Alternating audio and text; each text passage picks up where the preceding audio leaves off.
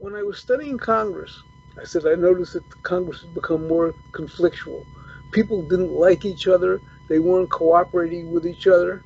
They weren't working together as much as they used to.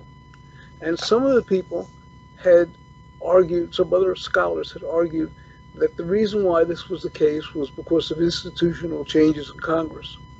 And I didn't believe that. I thought that Congress reflected the American public. So what was wrong with the American public that led Congress to become so conflictual? And what I began to argue was that there was a decline in interpersonal trust in Congress. Americans no longer trusted each other. So if people didn't trust each other, then members of Congress wouldn't trust each other either. And what I did was come up with some stories about Congress, relate that to a decline in trust in the country, and then also come up with a measure of partisan voting in Congress and relate that to the decline in interpersonal trust from surveys in the United States. So surveys were basically first done on generalized trust in the 1960s by the American National Election Study and then by the General Social Survey. But the generalized trust question was first invented in Germany in the 1940s. I'll get to that in a few minutes. But just let me summarize that. My overall conclusion was that the nastiness in our institutions was reflected in the nastiness among people. And let me repeat the second story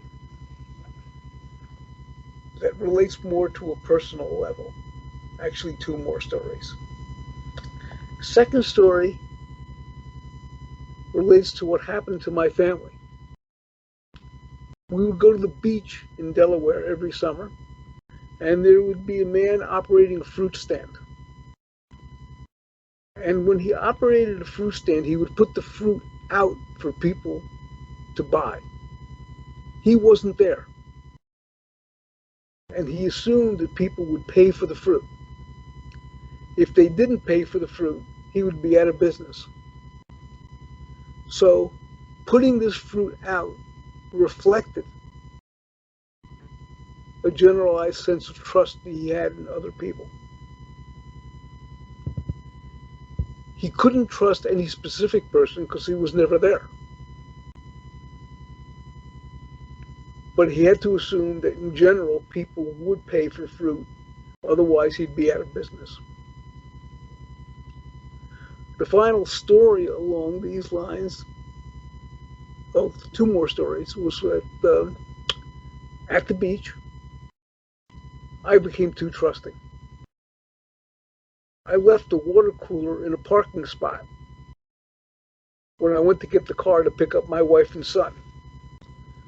When I came back, the parking spot was still there, but the cooler was gone. So I trusted too much. But that didn't change my overall attitude. And finally, you'll probably all be delighted to know that I trust my wife. And I'm sure that you all trust your spouses, partners, or friends. And here's where I get to the more generalized notion of trust. This sort of trust does not lead to trusting people who may be different from yourself. So if I trust